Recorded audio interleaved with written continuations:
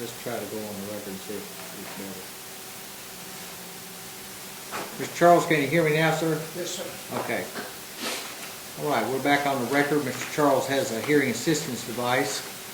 We had a hearing, was it last Thursday, I believe, and I was able to hear testimony, Sergeant Richardson.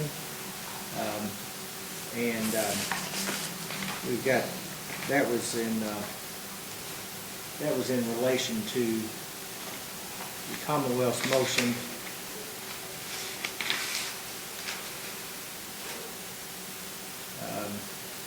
but really in relation to, I guess, the defendant's motion for a Daubert hearing and a need for expert information and so on. This was in regard to the cell records.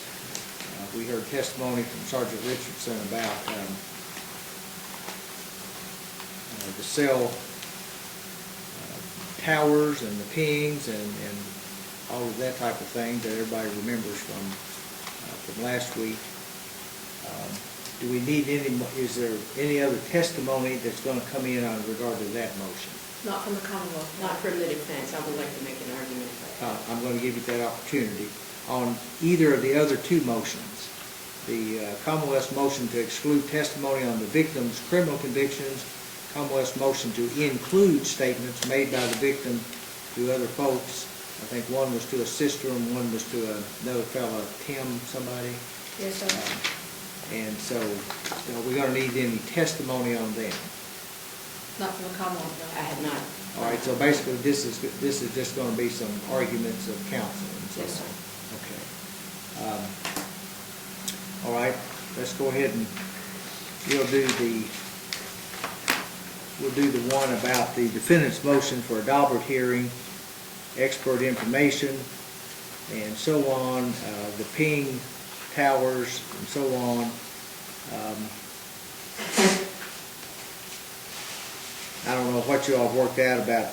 Commonwealth told me that some work product had accidentally been released to the defendant and should be returned and so on. Have you all got that worked out some way? I'm sorry, I missed what the court... Okay.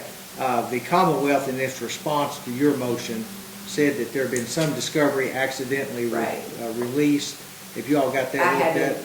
frankly thought about that again. I know that when that was raised, when we were in court that day, which I think was December the 7th, I noted that the court knows that stuff's provided electronically. Right. And that I know that I have more than one electronic copy. I'm trying to think back now. I think the court may have said something about returning papers. I can do that. I think that and then I left off with, I think that there's probably some exculpatory evidence in there, and we sort of hashed that out, but we sort of moved on as well.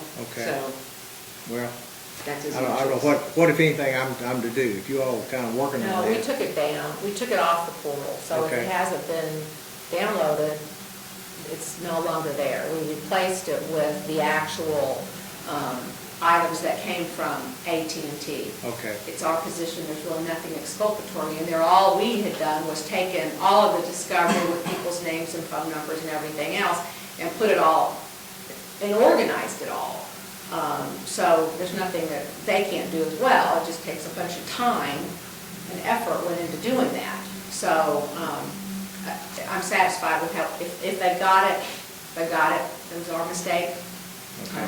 But all right. So that's sort of an academic issue Yep. at this point. All right. It's your motion, Ms. Smith. I guess I'll let you finish up. What's the Commonwealth have thoughts about Sergeant Richardson and about the cell phone issue that we talked about last time? to me, Yeah. okay. Commonwealth. All right, well, first of all, the first thing we had done was file notice of self-authenticating records. Right. There was an objection to that at the time. We've now provided the actual records. Okay. I don't think there's any question. We have a certificate of authenticity. We have the actual email documents from AT&T. Those were obtained through a search warrant. And unless there is some showing that these records are somehow unreliable, they should be admissible under the rules of evidence. So let's assume for a moment that the actual phone records themselves are reliable and admissible as self-authenticating records. Then the next issue, and there's really three ways the court can go on this.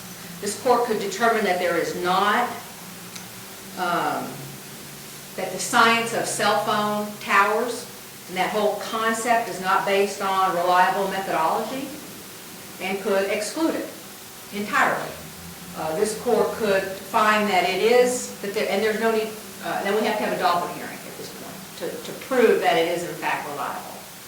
The court could find that it's reliable, but that Sergeant Richardson is not an expert qualified to testify about its reliability, and then we would be asking, we would probably bring in someone from the FBI and their task unit to testify about its reliability.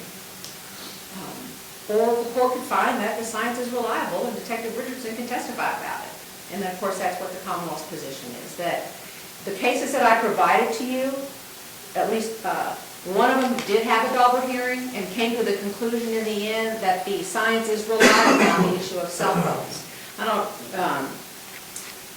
don't know, I can't remember, let's see, it's this Mack case. There's the one where a Daubert hearing was held and the court said, we had a Daubert hearing, we found that it was reliable, and that although there were valid questions that were raised in the analysis, like, and some of the questions that you even raised, does this mean that they're together? The two people were together at the time that they were pinging off the same tower? Those are all valid questions, but those are questions that will be answered through cross-examination. It's admissible. It's how much weight's going to go to that evidence, and there may be valid questions, but that's for cross-examination, not for issues of admission. So in the case that had a Daubert hearing, they found it reliable. Then I gave to you two cases that said no Daubert hearing was necessary. One was the U.S. v. Jones case from 2013 out of the District of Columbia. No Daubert hearing held. Science found to be reliable. Expert qualified to testify. And same thing with the Pullum case. Court found sufficient, came to the conclusion technology for determining geographical location of cell phone towers had reached a scientific stage of verifiable certainty to allow for its admission. In this county, cell phone records and analysis is drawn off of the location of cell phone towers, that those phones were hitting off of those towers, has already come into testimony in a number of trials and has not been challenged. But because it was unchallenged, we don't have any decisions in this county, nor are there any reported decisions in this case. But this technology has been around for a very long time. The one case that I didn't give to you because it wasn't published, and I don't know if the court has done any of its own research, but was one where they allowed the cell phone technology to come in, but what they didn't allow to come in was the agents relying on this azimuth stuff that Detective Richardson was talking about, where you have a tower and there are 3 sections of the tower, and you can tell which part of the antenna the phone is pinging on. And the agents use that information, as well as some other information, to try and say that a cell phone was in a particular building. And in that case, the court did not allow the agent to testify with that kind of certainty, that this phone was in this building. And as it turns out in that case, in that building is where the abducted victim was found. So they were trying to put the deceased victim with the cell phone. But that's not what we have in this case, Judge. The evidence that we intend to introduce is only that these cell phones were active, that these cell phones were both pinging off of the same cell phone tower in and around the very same time. It's reliable and it's admissible, and it's got enough probative value to be admissible in this case. And any questions that cannot be answered are questions that are more proper for cross-examination and for whatever weight the jury wishes to give to the evidence. All right, thank you, Ms. Drakeform. Ms. Smith? Yes, thanks, Judge. I will be honest, when I got these records, this is what I did the first time I ever got GPS coordinates and phone records. It was in 2011 on a murder case. Ironically enough, that information, according to the police, exonerated the people that would have originally, that fell under suspicion, and it was in my murder discovery. I didn't have to worry about it because those people obviously had been cleared and that data helped them somehow. I don't know. But what I saw was code, and that's what I saw when I got a bunch of stuff that I may or may not have, maybe I was supposed to get it, maybe that was a mistake. I don't know. I'm just saying The first thing a lawyer thinks when you see a bunch of code is that's technical, and it's technical or other, if scientific, technical, or other specialized knowledge will assist the trier of fact, a witness qualified as an expert can be helpful. That's 702. And the court needs to keep in mind from the outset, the other day we heard we're not having a Daubert hearing. I don't know what kind of a hearing it was because it sounded like a Daubert hearing, although the witness throughout the hearing was open about what he did not know. And there are a number of things he candidly said he didn't know, and they are crucial to any testimony of this nature coming in, because he would be considered a lay witness. So if the court decides something involving Sergeant Richardson, who was knowledgeable for sure, but there were too many things he didn't know. The most important things that he would need to know, he did not know. And he was very candid about that. But if he is not an expert, no one's asked that he be qualified as one, which puts us in a position kind of shadow boxing because neither side is saying he's an expert. But he cannot testify to the ultimate conclusion if he's a lay witness. Only an expert can do that. So, and our position is that if this is simple lay testimony, I didn't know you could put those coordinates into Google Earth. I sat, listened to the hearing, and did it along with him, and it's really easy. But that's not the point of admitting that testimony. A data entry person can do that stuff. That's true. But the point is the inference is to be drawn from that information. If he takes one step beyond that and starts talking about expertise, because the very next step, you're treading into expertise. He doesn't know those things, and it's okay, and he was candid about that. And I don't think anybody disagrees that he's just not a qualified expert. As far as, and this is where this whole Daubert issue just gets very, very vague. Let me kind of go back real quick because the court hasn't heard anything to determine whether the court thinks the other aspect of Daubert, whether this information is reliable, because all we heard about was GPS coordinates. So the court would need to have an actual hearing where they listen to someone who may or may not be qualified, but certainly arguably is, because no one said Sergeant Richardson was. I mean, we're not even to that yet. So I just want to make that point as well. As far as the Commonwealth's case law, I'd like to go through that and cite some stuff of my own. Because just seeing a bunch of code and the minute I personally hear science, I am intimidated, just like I always am. I mean, I'm not a science person, and I have to admit, I did a simple Westlaw search, nationally, federal, all related federal, and put 702/S cellular, enter. I got 81 cases back, and I will say I went through about the first 10 to 12, I think 2 were from the same state, that would be Maryland. 2 were possibly from Mississippi, both, because Mississippi reversed itself and now is on the side of our argument, our side of the argument. But I just wanted to know, and I'm not citing to any of these cases to say this is the law here, because we all know that it's not, nor are any of the cases that the Commonwealth cited, but it is interesting. The Pullen case is the Georgia case, that is from 2000.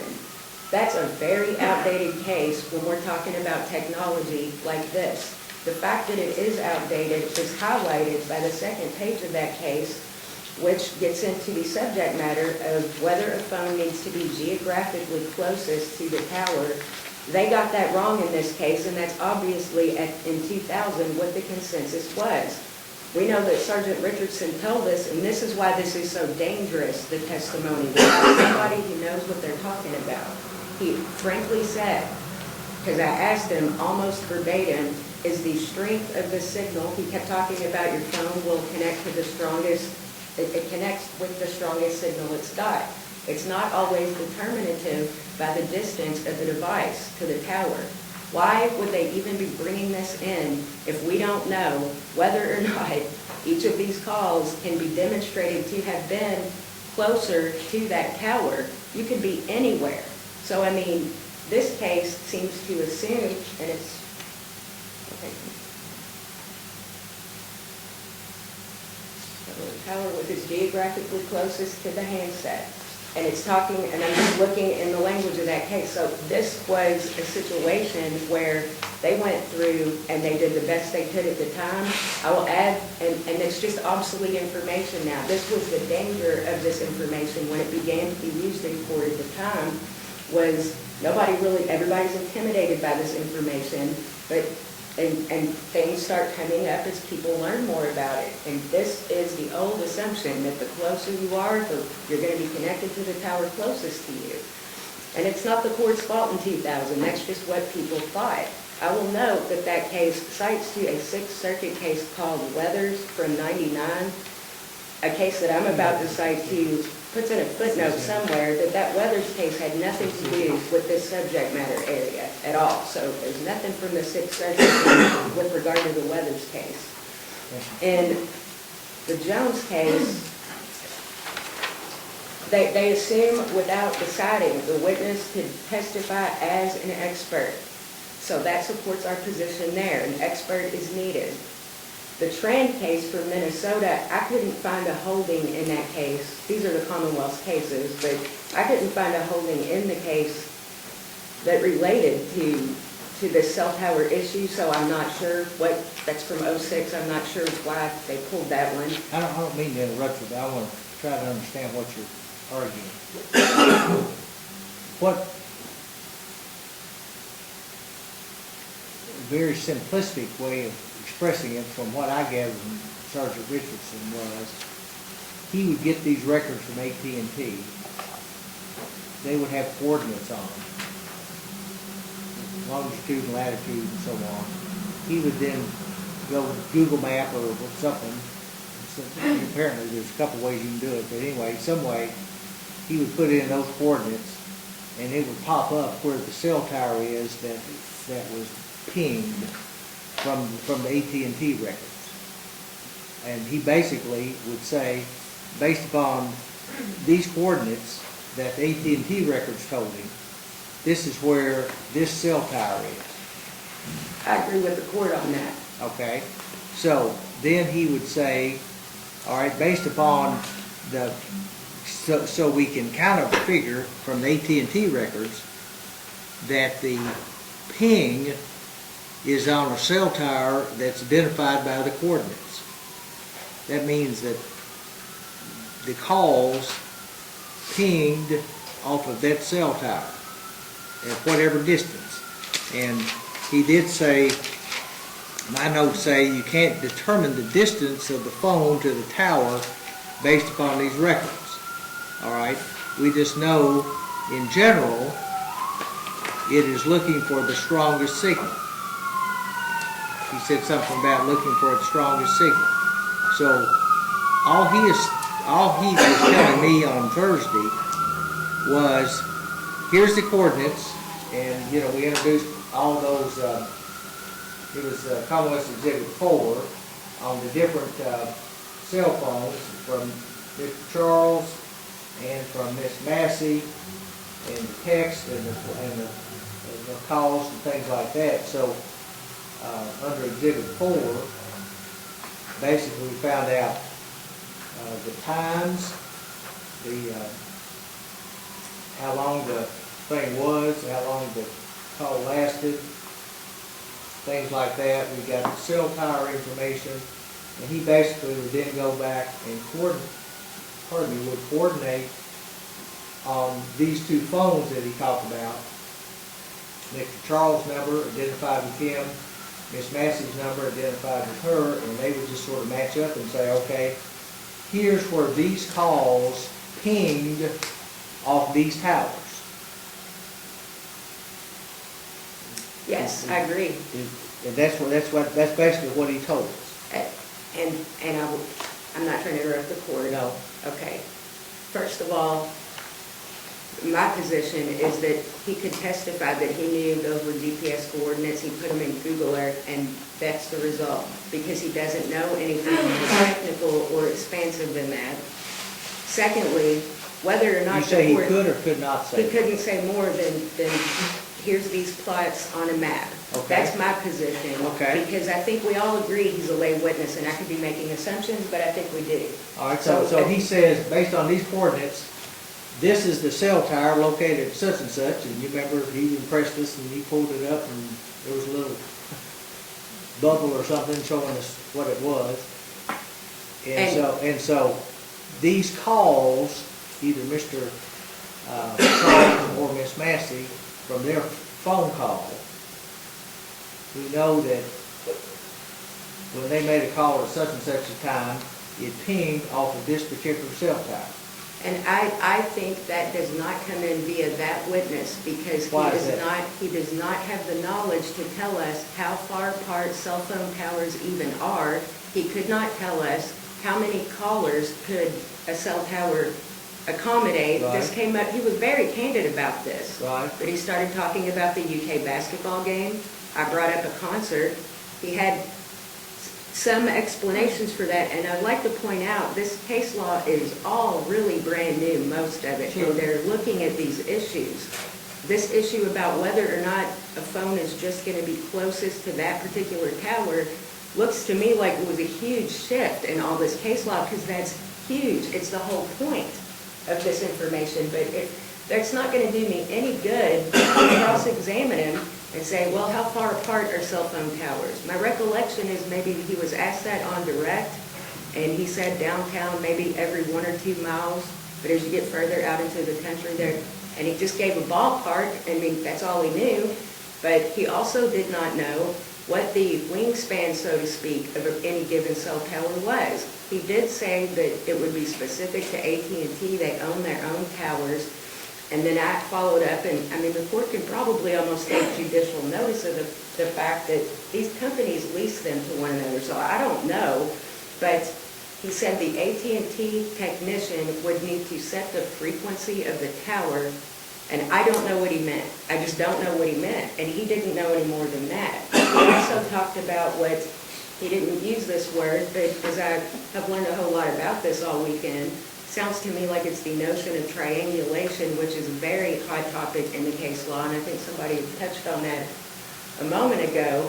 There are people that have been qualified as experts to testify to that. It's not it's hyper technical for us because we're not experts, but there are people that can testify about things like that. He clearly wasn't going to go anywhere near it because he doesn't know it. He said it's in the records. As far as what side of the tower somebody is connecting with, he mentioned that. Those numbers are at the very end of these coordinates. My point to the court is we're treading into very dangerous territory if the court agrees that this person's not an expert. We're putting code in front of the jury and we're showing them a map. And by the way, I mean, the court knows there's maps that I don't think I was supposed to get that didn't say location of towers that Mr. Charles' device connected to. It said location of Mr. Charles' phone. It said location of Miss Massey's phone. And that is the dangerous, dangerous nature of this testimony. And I mean, I thought it showed us where the call was pinging off of. he did in court, but the information that was in discussion, there were just 2 pages, just the name of a map. Location of Massey's phone, I think is what one said. That's what the title was, though, because that is clearly the inference of this testimony. And my position remains that if we're going to get into, well, he was here, she was there, at one point the court was clarifying that with the witness, because the court understands we're talking about where the tower is. If you can't tell me how far my device might need to be from the tower, or how close, or what the frequency of the tower is, or how many phones that tower can accommodate, then it's not reliable or relevant testimony at all. It's highly prejudicial, it's completely confusing, and it has the total potential to mislead the jury. Because this is a CSI kind of a Well, subject can't you matter clarify that on cross? Is this a, I don't think that I can, because I don't think the witness can answer my questions. well, he can say, and you asked him this, and I thought I asked him this too. The fact that one or both of these phones pinged off this particular cell tower. He can say that it pinged off this cell tower. based on this AT&T record. It's my position that that opens the door to scores and scores of questions he doesn't have the knowledge or the training to answer. It's meaningless if it's pinging off of that. That leaves the jury devoid of any explanation what that even means. And if I ask him everything I just went through the other day with him that he didn't know, he left with, well, I don't know. And that means it's not relevant. And it's dangerous testimony because this is stuff that people really pay attention to. There's a lot of debate about this in the case law too. I mean, I can go through numerous cases. There's one from last October from the Sixth Circuit that essentially lays out the split amongst the circuits. And I'll be brief about it, but it's Reynolds. I think it's Reynolds versus the United States. This is when I did just a Kentucky and all federal search. There's only a Westlaw citation available. It's from September 11th to 15th. The court held that this testimony in that case was permissible, but it did so because it said that the government was not trying to introduce testimony that said, here, jury, here's where this caller or his or her phone was. They said the government was trying to prove that other people that weren't charged at all could have been nowhere near where this crime would have occurred, which, by the way, was downloading pornography. So it was all about whether these other people were at home. But the case is interesting because they talk all about this issue of the closeness to towers. They talk about, I believe, I want to make sure that they talk about while cell phones are designed to connect the tower to the strongest signal, that tower might not actually be the closest because, and they talk about that whole debate, the vagaries involved with that. They then lay out the split amongst whatever circuits have ruled on this and explain why. And there's a quote, I believe, from U.S. Supreme Court case law, and it was something that the court just heard from the Commonwealth in so many words, which is what the Supreme Court said. To test the reliability of something, you don't put a cop on the stand and say, well, it's reliable because we've testified about this 1,000 times. That's not fair. And I forget the Latin term that they used. But just because nobody's challenged it before means maybe there's a problem with nobody doing that, but this is scientific in nature. The Sixth Circuit ultimately said, we don't even have to deal with that issue because we're deciding that, and it makes sense. It's more reliable if somebody's trying to prove I was in Minnesota and I'm pinging off some tower in Minnesota. There's probably no way I'm by a tower here. That's what the point of that was. Some of these people were 20 to 30 miles away from the place. So that was more solid. They haven't ruled on whether, we're trying to show you where the phone was or where the caller was. They haven't touched it, but they're recognizing this growing debate. I know the Commonwealth just wants to put this officer on to say, here's the tower, but if we don't know how far they reach or anything, and I'll give the court an example, because on cross-examination, the court heard on direct, there was testimony that at one point, Mr. Charles' device was connected to the Eastland Shopping Center area cellular site. I guess these experts call those sites and not towers. And then in the midst of a 7-minute and I think 14-second phone call, at the end of that call, as we learned, I didn't know this, that there'd be a separate set of code over there where the device was when the call ended. And that was at the I-75 and Kentucky River Tower. I asked the officer on cross, do you happen to know how long it might take to drive there or anything? Because I had an idea, and I thought it was a heck of a lot longer than 7 minutes and 14 seconds, or however long it was 7 minutes plus. So when I'm sitting on my laptop trying to figure all this science out, it's been a long weekend, believe me, but I entered the very coordinates that he did on the stand, and then I was on Google Earth. I use it all the time. That's what he was using. I've never used it with coordinates. I didn't know how. It's easy though, the court's right. But I got driving directions. There were 2 routes that were given. The shortest in terms of time was 19 minutes, and the longer one was 25. There's a problem with this. If we don't know how far these things reach, or how close you need to be, or where the strongest signal is, I mean, from the testimony, it would seem to me, as he said, it's tower specific. So we need somebody to tell us about these towers, I guess. But I mean, we're just this is just smoke and mirrors kinds of stuff. I mean, 19 minutes versus 7 minutes and something. Yes, traffic's a factor, I understand. But if the court thinks about it, traffic will actually make these the opposite kinds of, results that you would be hearing about. It's not, it's shakier than the court, I think, Well, what is are hearing. what are you asking me to do? You want a Daubert hearing? I mean, Richardson testified about his expertise and his training with the FBI and on-the-job training and one thing and another. What do you want? What do you want? It's my position that, first of all, I kept hearing we weren't having a Daubert hearing, but I wasn't hearing that I wasn't hearing him hold himself out as being qualified as an expert. I don't think the Commonwealth was. I don't think anybody was viewing him as an expert. And if that is what this was in hindsight, my position is he's not qualified. I mean, I'm looking at case law where I talked about this whole issue of what side of the tower somebody's hitting on, and there's another theory of granularization where... Well, I didn't get the impression from him that he was trying to do it to one of the three sides in this trial. No, he said he didn't. They didn't Right. do that. I don't know why, but I mean, I think it goes to the fact that he may not know how to do that, but some of the people... Well, if he doesn't testify about it, what difference does it make whether he knows how to do it or not? Well, I think it's really significant when, according to the data out here, that has a lot of light that can be shed on what's really going on. My point is, throwing this up there the way that we heard it, I'm glad we got to explore it. It only led me to believe what I really believed all along, and that's that he's just not qualified.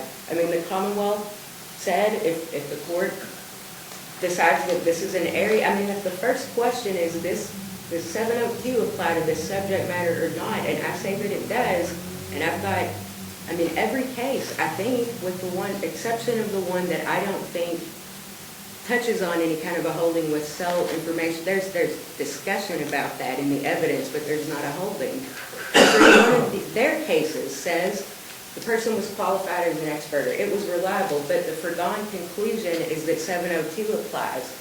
If they want to put an expert on, they're entitled to do that, but you can't put him up there and start talking about this stuff, and I don't know he is without saying that he is, and this is just my opinion, and that's why 701 exists in juxtaposition to 702. That's the protection that provides. He's got to be qualified.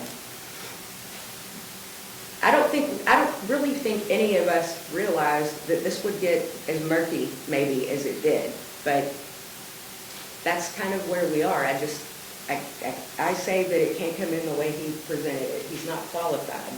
What opinions did he express that you thought that he was not qualified to express? It's a matter of his inability to give the whole story about this information, because again, if he's testifying as a lay witness, I say he stops with, here's these coordinates on the records, I put them in, and there they are on the map, and there's a cell phone tower, maybe.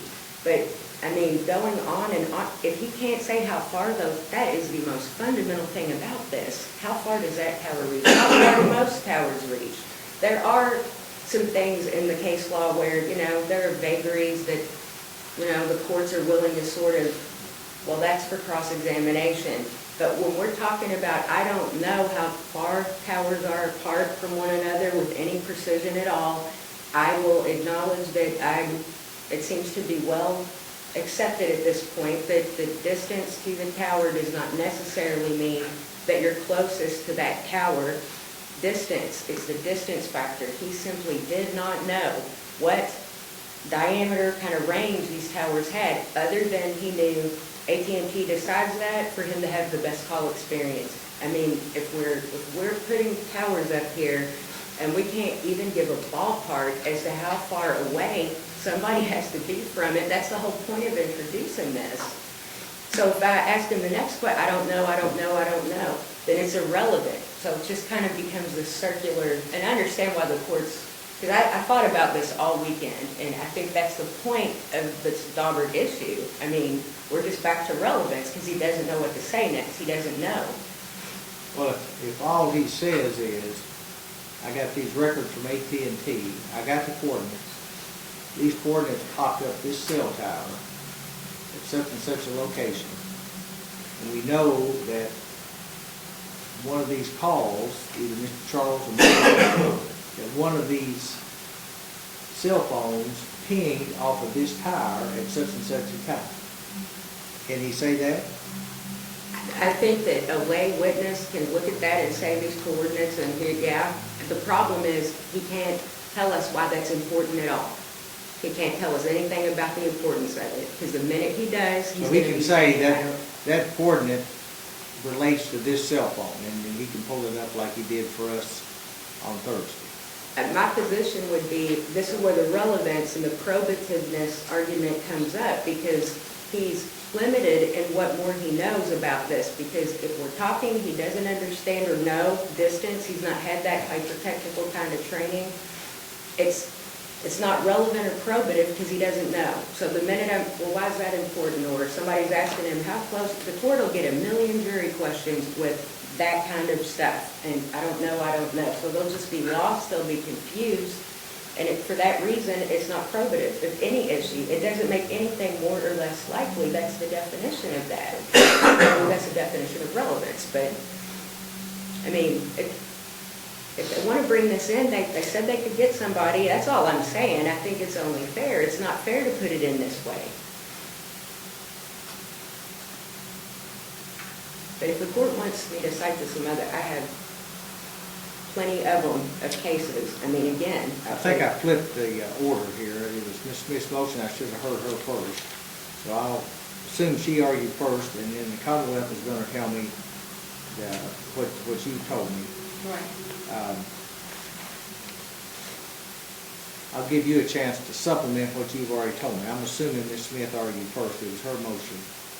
Let me, in regard to what she's arguing, that, yeah, he can testify based on AT&T records, this is the cell phone that these calls pinged off of. But then she says he doesn't have the expertise to go the next step. What do you think about that?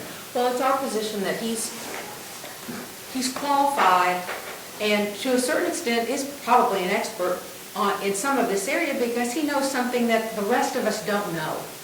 Most of us cannot read cell phone records. I know I hardly can, and so he has some specialized knowledge that he can give to the jury, and that would make him an expert witness on the areas that he proposed to testify. So we would propose to have him testify much like he testified before this court.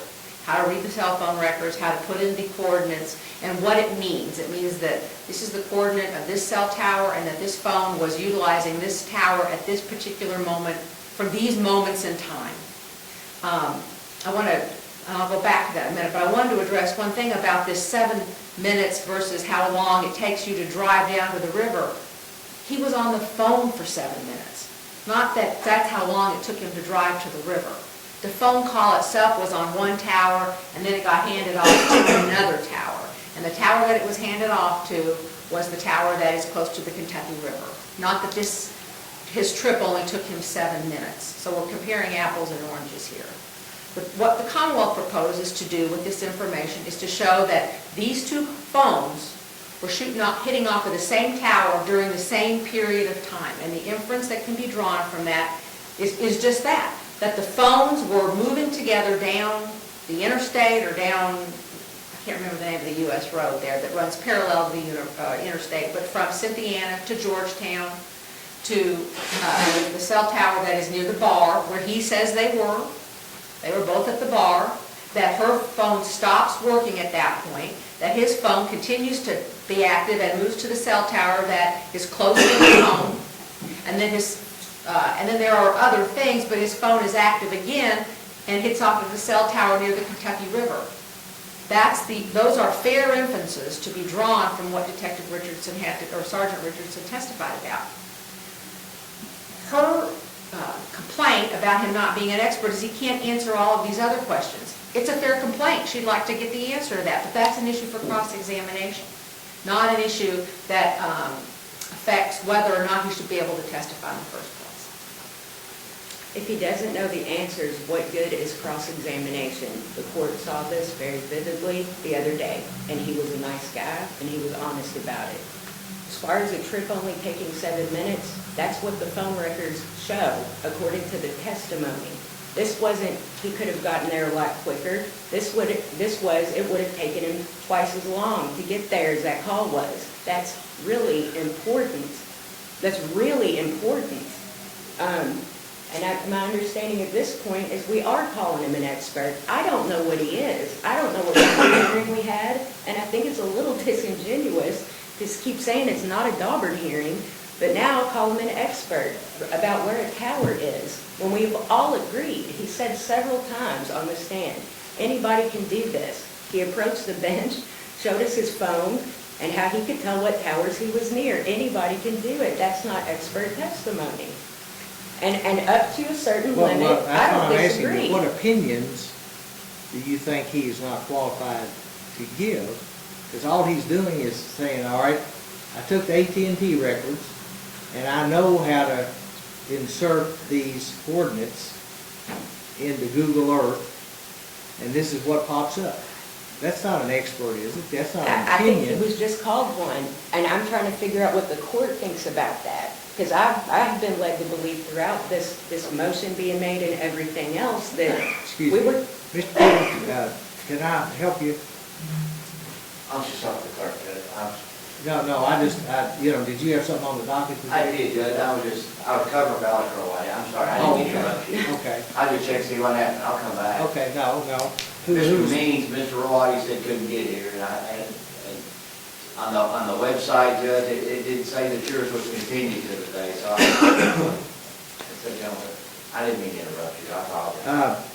James Means, Yes, we continue that to February 19th. thank you, sir. Again, I apologize. I was just trying to find out. No problem. All right, excuse me, Ms. Smith. Yeah, I'm trying to figure out, is he giving an expert opinion on something? All he's doing is he's just crunching a number. He's just plugging in these coordinates. I've agreed with the court, and that's all he can say. These calls were pinging off this tower. I think I do disagree with anything about they were pinging off that. He didn't testify about how phones connect to towers. He brought it up. He said we learned that in 2 Well, days. we know that from the records. We know that from the records, that AT&T tells us that these calls were pinging off the tower located at these coordinates. You know what the AT&T records tell me? I don't know, because I'm not an expert. I mean, that's what That's what he point. said. He That's what did he say said. that, and I think that if that's expert testimony, he can't say it because we agree he's not. That's my point. I mean, I agreed with him. I was amazed. This was so easy. All I needed to know, I have worked with phone records many times. I think we all have. This was one chapter that has never come up for me personally in a case. I told the court about the one case where I had hundreds of pages of this code, and it was intimidating, but I knew that it didn't matter in that case, thank God. But I mean, we've all worked with phone records, so I mean, that's not expert territory. I can't personally, now that I've sat here and listened to him, be up there myself saying I know everything about this. There's no way I personally could get up here and do any more than say, I remember where he said latitude and longitude was, plug it in, and there it is on a map. But range of a tower, range of a device, closeness versus whether it's a stronger signal, that is the heart of putting this testimony on. The Commonwealth just said we're going to show that my client's phone connected to a tower near the Kentucky River. If we're saying near, if we're saying distance, if we're saying anything at all, somebody that knows how that works needs to talk about it, or it's irrelevant. So there's two parts to this argument. He knows how to look at this and pull the coordinates up. I agree. I'm not saying that's necessarily expert testimony. In fact, one of the cases, and I do not remember off the top of my head which one it was, I believe that Reynolds, that Sixth Circuit case, in its discussion about all of this schism in the circuits, may have cited to it, and it might be Evans, which is from the Northern District of Illinois, but I'm not positive. Yes, because the note that I have about it, if the court wants the cite, it's 892 F. 2nd 949. But the note that I have to myself is I just started skimming these holdings. There's so many of them which seem to favor My preliminary position, which is this is technical knowledge, somebody with, Would you say that site was? it is 892, Federal Supplement Second, 949, I apologize, and that's for 2012. It's from the Northern District of Illinois. I think United States versus Reynolds cites to that, and I could give the court that site if it wants that one too. That's the Sixth Circuit. It was rendered September 11th of 15, and it says that only the Westlaw citation is currently available. 2015 Westlaw 531-5518. But in the Evans case, it was kind of a hybrid opinion because my recollection, I'm not trying to misrepresent anything, I was going through these as quickly as I could. But the holding was essentially that I believe the same agent with the federal government, witness could provide lay opinion testimony concerning his creation of maps showing the location of cell towers used by defendant's cell phone. However, the second holding was that I believe it's the same person. He was qualified to testify as an expert concerning the operation of cellular networks and the granulization theory. And they determined that this testimony was admissible, but that actually granulization was unreliable. I won't go further on that because to my knowledge, I don't think that's in play in this case. But the court explains why some things are lay testimony, and anybody can say the light was green or red. Anybody can put those numbers in and look at a map and hit enter. So here we are with that. That does seem to me to be lay opinion. But if we're going to start asking, why are you bringing this up? If I'm saying, why are you bringing this up? He's got to talk about, well, this somehow incriminates my client. And the only way that it can is with distance. And he didn't know anything about that. It's really important. This case is all about this issue of records. How many times has the court heard that, and he was down by the Kentucky River? And we don't even know, we don't know how long it takes to get there or where the heck that phone was. I'm lost at this point. All right, any other thoughts, Commonwealth? No, Your Honor. All right, let's talk about the other two here. Let's talk about something easy. I say that facetiously because they're hotly contested also.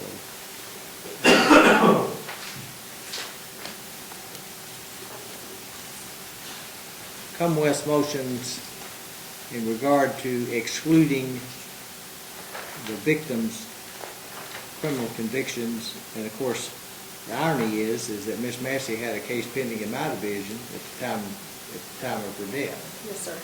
So We filed a reply. Right, I saw that. Covered that. That Doherty's limited to the particular facts of the Right. case. And I don't know if the court had a chance, I just realized we only copied the front side of Doherty, not the back side. so I I'm know, sorry. I went back and made me a copy. Thank you. It was a big issue in that case because the issue was why she had thrown this gun out because her husband had instructed her to do that because he was a convicted felon, he didn't want to get in trouble. So very specific in that case, very specific reason that it should come in. The defense has said that it will tell the court in camera or ex parte the reason, but these are issues of admission, and they're not issues to be discussed ex parte without the Commonwealth being there. So it's the Commonwealth's position that until the time comes that the defense shows that these are relevant and how they would be relevant and therefore admissible under in some other way, they shouldn't come in. All right, Ms. Smith, I did get your response, and you say that it may be relevant. I can talk to you privately if you want me to. You cite Doherty, and, I can sort of see the Doherty reasoning is, well, if he was a convicted felon, shouldn't have had a gun. His statement to her, to the then defendant, go hide it because I'm a felon and I'm not supposed to have a gun. I could sort of see that reasoning. Besides what you might tell me privately, or besides what you might want to bring up in your defense, on the face of it, is in a general rule, is the victim's criminal convictions or pending cases or any of that, is any of that relevant? According to Dougherty, I like the way the court asked the question because I thought it was pretty eloquently stated in this opinion. I quoted part of it in my response, but I didn't quote it all, and I should have. But what they basically say is the rules of evidence are meant to, anything comes in unless there's a reason it does not come in. At the trial court level in that case, they were saying, the Commonwealth was, that she's not going to be a witness, so 609 doesn't apply. That's exactly what the Commonwealth before this court said. And they said that doesn't matter, and that's when they got into this discussion that... Well, we all agree she's not gonna Right, testify, so right. 609 doesn't apply. Right, and the So- court then So nobody can said... impeach her, I understand that. Right. 609's out the window. Right, So, but on the basis of just in general, is it relevant what a victim's criminal history is? well, the one thing I will say is, I wanted to back up and say this with regard to the next two issues that we're going to address. If the court steps back and looks at the big picture as far as those two motions, there's another issue of whether certain statements made by Ms. Massey or communicated to someone come into evidence. And there's a motion to bring that in. Then there's a motion to keep us from talking about her history, should it become relevant. We're getting our hands tied right now. We haven't even started this trial. Both of these motions strike me as, let's wait and see how the evidence comes in. But I don't think it would be, as far as convictions, et cetera, or even possibly confrontation, it depends as to the other issue. It's unconstitutionally binding our hands already. We don't know what people are going to say. We don't know how evidence is going to come in. And as far... Well, that's why I'm asking you. Right. I'm not at the trial. As of right now, is a victim's criminal convictions relevant until we find out the facts? I think the discovery, which is not privileged between myself and my client, reveals that she was on active parole supervision at the time that she was no one could locate her. I think that several people, if memory serves, expressed that she had very high anxiety about this. The court knows her case went to the grand jury, and then no one could locate her.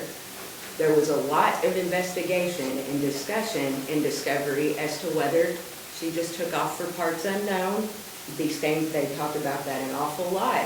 And it's in play because she was PFO, for one thing. That would add to the degree of the, that's all I want to say. I feel like I'm hurting our right to present a defense if and when it becomes an issue. And this is again why my position is I'm asking the court to wait till we try the case to make these decisions. I'm not going to suddenly just willy-nilly bring something like that up. I would never do that. I would approach and we could deal with it then. But I think a lot of these things are premature. I mean, there's a possibility it could very well become relevant. As I said at the bond hearing, there are arguably numerous alternative perpetrators in the case. And I mean, that's not a secret. It's in the discovery. There were people who were seeking out people who had apparently were accusing Miss Massey of writing bad checks on their old closed account. I don't know. This is not meant to smear anybody, but it is a reality. Somebody went to the house of one of these people. It really freaked her out. I have the recording. So I'm just saying, if it comes up, I can't help that. I wouldn't do it in an unethical way, and I would approach. But I just think it's too early. All right, so we talked about the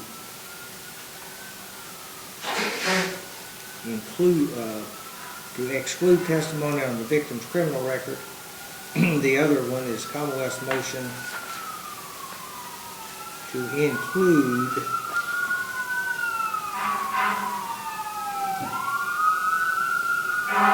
the victims. Now, let's see, there was some mention of 3, but I think Commonwealth has said now they're only going to introduce 2. Yes, sir. That was a text to the sister. The Is that a text to the Tom Bollinger, well, they're both texts. Okay, to the sister. Which don't have text. Then there was another one to a Tim Bollinger. Tom, yes, sir. She was trying to borrow money from him. All right, what does that got to do with anything? Well, at the top, that was about what her plan was for that day. Okay, So she had texted him on the day And that was the 20th? Yes, sir, on the 20th. Is it Commonwealth's inclination to say that she was killed on the 20th? That was the last day that she was heard from. And the text to the sister, gave me copies of some of those things. That was, Well, the things I gave you were to the Tom Bollinger person. okay. I thought there was something to the sister about, She had coming her way to help. She was gonna pick up her boyfriend, Paris. Paris was gonna pick her up because her stuff was gonna be put on the curb by her landlord. right? I saw And, that. and I misspoke, it's the 21st was when the sister got the text. That's her recollection. Okay, So these are two things that she intended to do on or around the time when she disappeared. That she was gonna go with her boyfriend Paris to pick up her property that was being put on the corner by her landlord. that was the 20th. 21st. The sister's recollection is the 21st. Okay, And then on the 20th, she talked about everything that's in those texts, that she was gonna go to be with Paris later that day, and then they were gonna come and get this money. I think he was gonna lend her $10.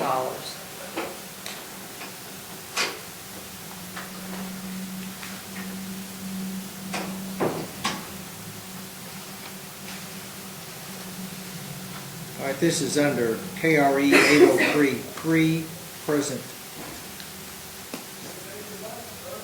sense.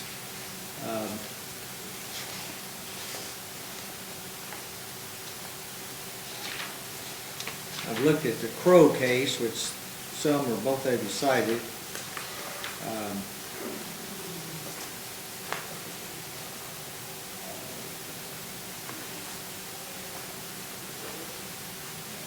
This was the deal where the victim had told people that she was going to get a divorce from this guy and other information that she was going to tell him that night that she was going to get the divorce or file for the divorce.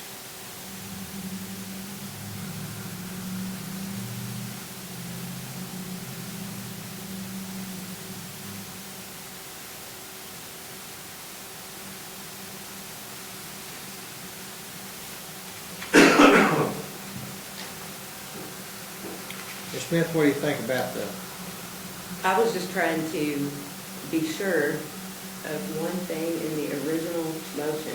My position's the same. This street runs both ways. Let's wait and see how the evidence comes in. We're trying to try this case before we try the case. That's my opinion and my position.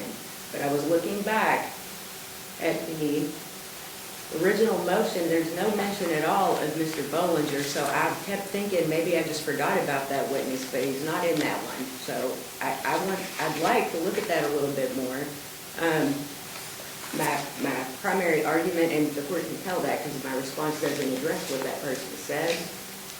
There's definitely, however, with regard to both of these sets of information, there's an authentication issue where this is not admissible, let me put it that way. A picture of a cell phone with a message on it is so many multiple layers of hearsay. I've got a major problem with that, I do. So that's an issue. But there's authentication issues that I may not have even thought of yet. But just, she texted me and well, I'm here's my assuming plan that the for Commonwealth would have somebody whose ever cell phone this was, get up and say, I got Yes, sir. this text and so Mr. on. Bollinger would testify. Yeah, it came from Miss Massey. I mean, I understand that there's ways to get evidence in that way. That's a separate issue, but the fact that there's no phone records to support that assertion is troubling to me. So that's a problem. I didn't realize that this was referenced, and it's not in the original motion, so I'll leave that there. What I intended to address was I am headed that way. This is sort of like what we talked about when it comes to cellular site data and analysis and interpretation and distance and everything else. Well, what did that mean? Well, because she told me I'm going to do this and this and this. That's hearsay. You can't make that make sense with more inadmissible evidence. That's my position as to that Well, it's statement. hearsay, that's why we're arguing about 803 3 and 3. is an exception to the hearsay rule. My point is, first of all, there's a relevance and a probativeness issue with the statement itself because it's very vague. It could mean anything, could confuse the jury, confuse the issues. Secondly, in order to clarify what it meant, we would elicit hearsay, rank hearsay, to explain what the court may or may not deem as hearsay. I just think it's vague. I think we would need an explanation, and that explanation... Well, we know it's hearsay, you know. If this Tim guy gets up and says, I received this text from Miss Massey, and this is what the text said. I'm assuming I might anticipate that. You know, but if it comes in as what the cases talk about as then existing mental, emotional, or physical condition, that's as 803 per N3, the statement of the declarant's then existing state of mind, emotion, sensation, or physical condition, paren, such as intent, plan, I plan to go, this is our plan. He's going to pick me up at Walmart in Cynthiana, we're going to go to my place and get my stuff that's about to get set out on the thing. Or, it's my intent that he's going to loan me some money.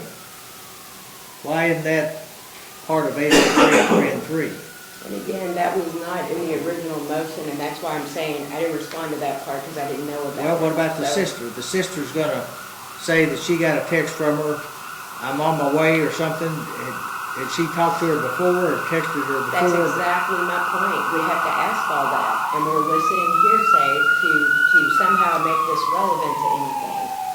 That's the problem. It becomes a slippery slope where we're just letting it all in. That's the problem that I have with it.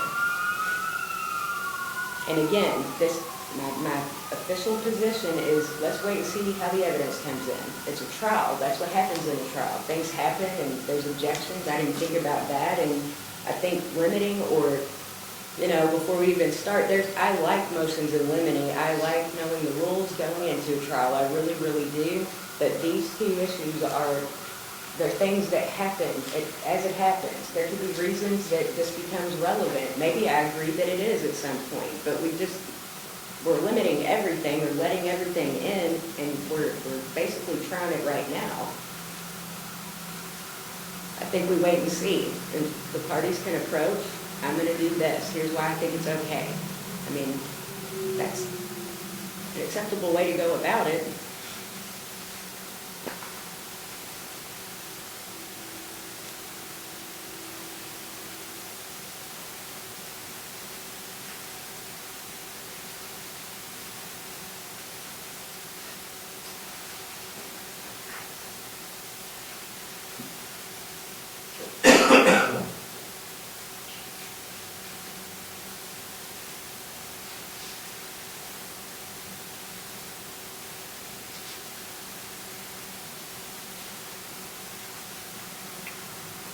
What is the Commonwealth talking about introducing from the sister right now? The substance of the statement that, based on her conversations with her sister planned to go with her boyfriend to pick up her property. She was going to go and pick up her property, which was being put on the corner by the landlord. And that the last time she had contact with her was on the 21st, which was a text that she was headed that way. So it's more than just a text, because there had been some earlier conversation about the fact that she planned on being with Paris to go and pick up her property because it was being put on the corner by the landlord. And that's a present statement of a future intent, what she intends to do. And it just puts in context what is happening on that day. And Judge, really the only way to get to some of this stuff is to hash it out before the trial and to get some rulings before the trial. And I know trials are dynamic and fluid and things can change, but the parties need to know what they can say in their opening or what they can say through witnesses and not deal with those things in the moment when things are then very then we're all just kind of, thinking like that, and that's when the mistakes get made. So that's the reason for these motions in limine ahead of time and to get rulings. Can those rulings change? But this is the time to talk them through it in the calmness of the hearing, not in the heat of the trial. I agree, and as a preliminary matter, I think the court should stay its ruling until we're in trial, because things are fluid. And I mean, that's just the way, and people are instructed all the time, don't bring that up in your opening. I don't know yet. That happens all the time. Yes, Your Honor, but what's going to change about this? I mean, what's going to change about these statements? I can understand her point on the victim's priors, because they might intend to introduce some kind of defense that would make it relevant, and then it would come in. But what's going to change about these statements that's going to make them not admissible under that rule?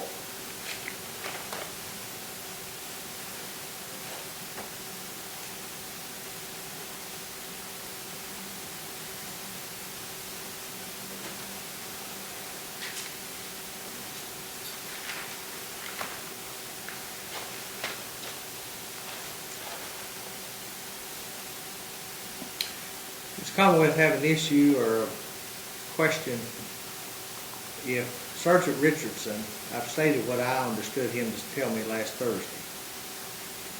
I got these records from AT&T, I plugged in the coordinates, Google Earth or wherever, and up pops this cell phone, this cell tower. This is the cell tower that this call, I didn't know whatever it is, that this call pinged off of. Yes, sir. And then when And that cell towers usually, the cell towers will connect to the tower that has the strongest signal, and then hand off once they approach another cell tower that has the strongest signal. all right, now how would he be qualified to state that follow-up? From his training, from the trainings the training that he participated in with the FBI. Well, we didn't call it a Daubert hearing, Ms. Smith. Correct. Ms. Smith says. Do we need a Daubert hearing to go into a little bit more extensively on his training? He talked about the FBI. I don't think we could add anything to his training, Judge. I don't think having him come back here and testify further would add much more to that. He talked about the On cell tower issues. about the FBI training and one thing and another. That Yes, sir. occurred. Right, I just don't think we could add enough that would satisfy that issue. I mean, you heard pretty much what he can say about that. Right.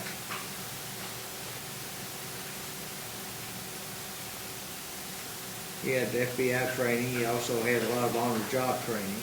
Yes, sir. I would encourage the court, I can give the court the laundry list of citations that I pulled. So there's one or two that aren't fantastic for us, but I mean, I pulled them in terms of the day. That was the setting as well. When I did 702/S cellular, all states, all federal, 81 results down the list. I just started pulling them.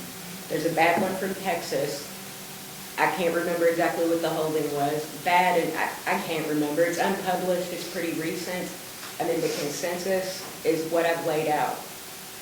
I don't think it's relevant at all if he doesn't have any more foundation. His ability to say a phone will pick up and drop off a tower, just because somebody with the CAST people at the FBI was one of these, might have been the Commonwealth's case, talks about one of the people that's in that does those trainings. He was truly an expert. I think it's that unpublished one from the district court in Connecticut, who's interesting. He was qualified.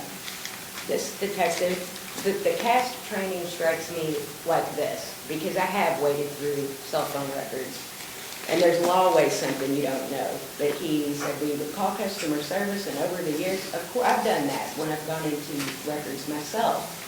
It struck me in thinking about the chronology and how this flood of technology hit courtrooms. It not just became available, but it hit courtrooms. The FBI was probably being driven crazy by local law enforcement who needed some instruction or some guidance on the basics of this kind of thing. The whole plotting of points, things like that, is a tool. It sounds like a tool that then I need to call an expert because I have a hunch here that there's somebody might be over this way at this time. That's all that was. So, I mean. Well, that's my issue. What do you need an expert for? Because the immediate questions about this are going, well, how far does that mean it was? That is the first thing out of anybody's mouth, and he doesn't know. We're not even telling him that that means it was close to it, as far as my position is concerned. If he just says, here's a tower, even if he uses the word ping, I mean, Is that a issue of weight as opposed to admissibility? I don't think that it is. In fact, again, I think that one of the cases I pulled might touch on that issue. That's why, when I argued this a little while ago, my whole point is, yes, there's always, well, that goes to the weight, not the credibility or whatever, but when that's what 403, for one thing, is for. It's also the difference between 701 and 2. As to whether someone is an expert, or even if he's a lay witness, you can't just bring it, well, I always thought he was a bad guy, and here's how I know it. There's rules in play here. But the obvious next question is, are they saying that means that this device was close to the tower? Or even worse, they're going to assume that it was, when we know that that's not necessarily true. We don't know why for sure. Like I said, the sergeant was very frank about what he knew and what he didn't know. But I mean, there is inevitable those questions are going to be turning in jurors' minds, and nobody's going to have an answer.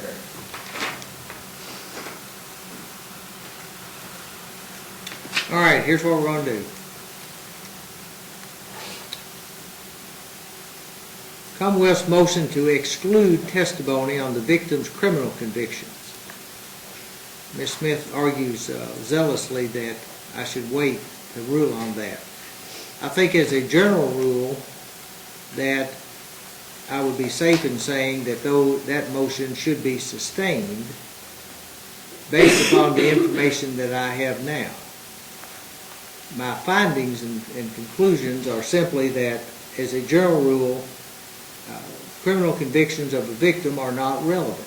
What difference does it make if she had been previously convicted of a felony? What difference does it make if she had a pending charge in my court at the time of this incident, September of 14? What difference does that make? I don't think it's relevant. Now, having said that, I'm going to sustain the motion at this point. Having said that, I understand Ms. Smith's argument. I understand the Daugherty case that sort of addresses this, that there may be something at the trial based upon the defense, which I'm, clearly they don't have to tell me, and I'm uncomfortable in doing an ex parte thing right now. I understand that this may be subject to revisiting, subject to reconsideration of this, if in fact there's something comes up in the trial or is divulged. This is our trial strategy, Judge. This is why we ought to be able to get into this. So, Ms. Smith, I'm sustaining the Commonwealth's motion with the caveat that I appreciate that something might come up at trial. Okay. And I'm subject to reconsideration of that. But as a general rule, I just think as a general rule that we don't get into the criminal convictions on a victim unless there's some particular circumstances that we saw in Daugherty that might permit it.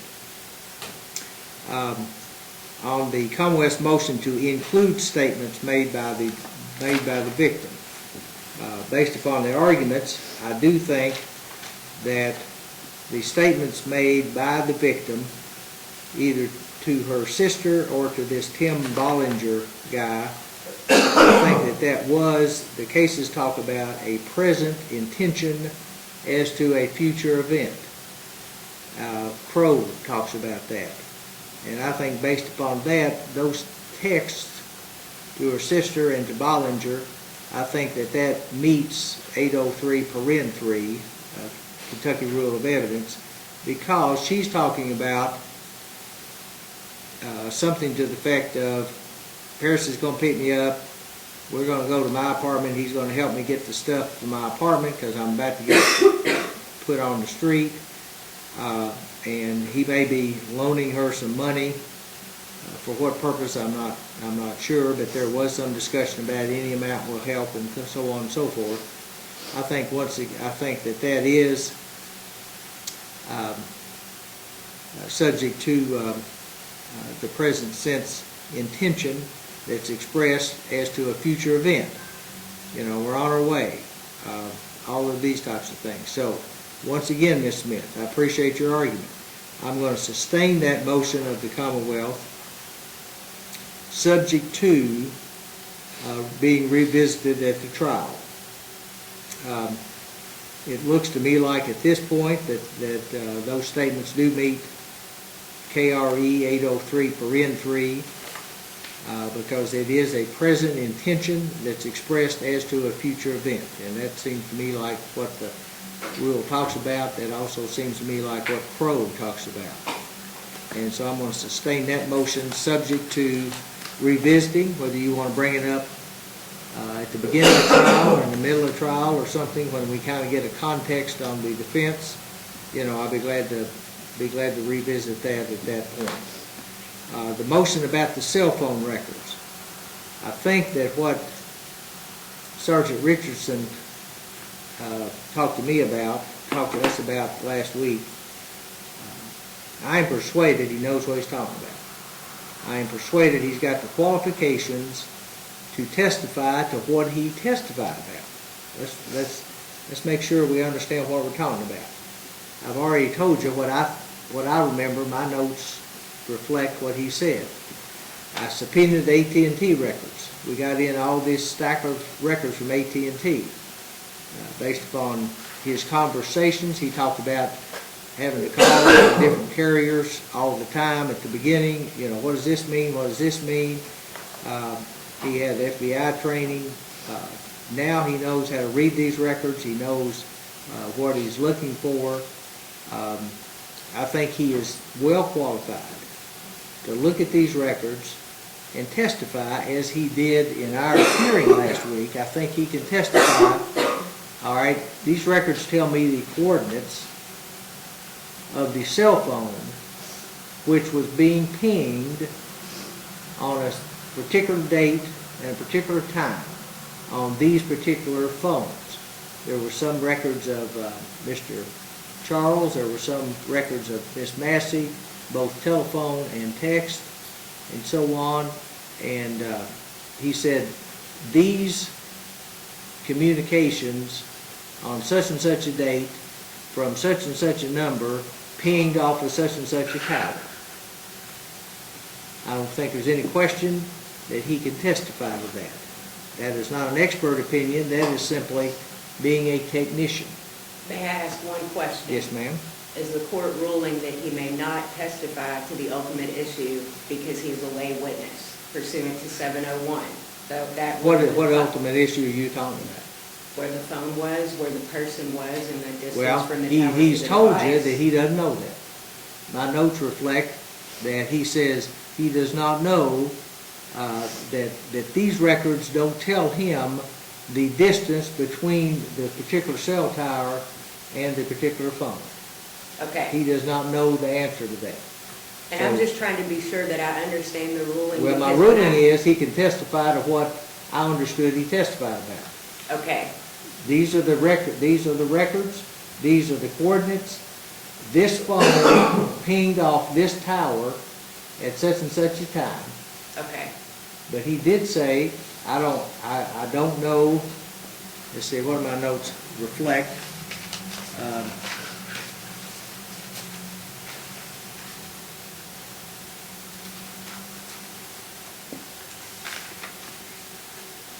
As I understood him, generally speaking, the strength of the tower was the approximate distance or something. As the tower got weaker, presumably because it was longer in distance, you know, it would shift to another tower. I don't know whether he has the expertise to say that. He did say a weak signal means extra distance. Well, that sounds logical to me, but I don't know. And he said he can't determine the distance of the phone to the tower based upon these records. So the Commonwealth's going to have to make a decision whether or not they feel like that to go that next step. Is that an inference they think they can make, or is that something that they're going to need somebody else to talk about? So I think what I'm ruling is that he can testify to exactly what he testified about. Based on these coordinates, this cell phone number pinged off this cell tower on such and such a date and time. Will he be allowed to be asked, is it your professional opinion with your training and experience? I mean, are we calling him an expert? That's all I'm asking. And I think I'm hearing no, but I'm trying to be sure. Well, I'm not sure we got to that Okay. based upon our hearing. Okay, that's fair. I don't think we got to there, so I'm not, you know, I'm telling you what my notes reflected that he testified to and what my recollection is. Okay. All right? Yes, sir. All right, we're set for what, March? There's one more thing, Judge. Okay, I had filed a notice of self-authenticating records of Yeah. the actual cell phone records. okay. She Is there filed an any objection objection to to that now, Ms. Smith? I believe I received 86 pages my concern was clean copy and putting things, I don't have any objection at this point. Okay, so self-authenticating records, that will be allowed.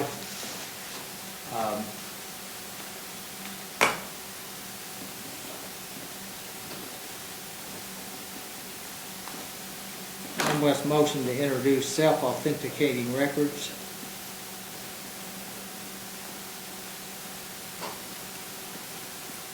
Is sustained without objection. Is that fair, Ms. Smith? Yes, based on the new copy. Yes. Yeah, I understood they were gonna get you all some new stuff, whatever you need. Okey-doke? Whew, y'all keep talking. When do we have a status set? I don't think we have one. The court also mentioned March. If the court remembers, we rescheduled the trial, I believe, for the second week of, I think, beginning of the 7th and going for 2 weeks. Okay, So I don't know. if the yeah, court- no, I think that's right. Okay. You want to set another, have we done a scheduling order? No, sir, about- we have not. We have not? do that. We could probably sit down and do Why one don't based you on all your set it previous down? meetings. Is that okay You all with seen some of my scheduling orders. Yes, sir, we do. I usually ask the Commonwealth to have their lab stuff done by such and such. If you're gonna introduce an expert, Okay. let's tell that. You know, by statute and by rule, if you're gonna introduce mental health issues, let's give the Commonwealth notice on that. We can do a KCPC, things like this. So, you all see if you can work together. If you can't work together, let's set us a status at some point, and we can agree on those dates. When do you want to come back? Do you have I don't We care. come back in 3 weeks? Doesn't- Month or 6 weeks or something? Yeah, a month. Maybe a month might be You okay. know,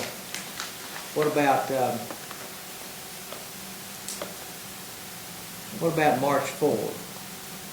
They'll put us out a little ways, you all talk. Okay. That's fine. Status March the 4th, gotta see where we are, Right.